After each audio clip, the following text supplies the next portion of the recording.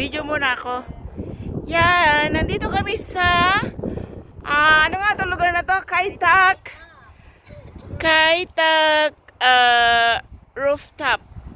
Yan, Kaitak Cruise Rooftop Garden. Yan, nakikita natin yung mga ano na yan, building na lang kasi wala na yung bulaklak. Oh my gosh.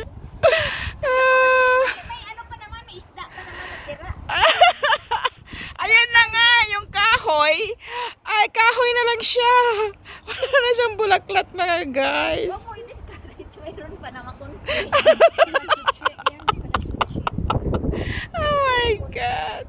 Pero maganda rin naman. Alam mo yun. Anyway, enjoyin na lang natin. Dito na tayo eh. Pero marami ka pa namang makikita rito. Ayan mga isda na lumalangoy oh.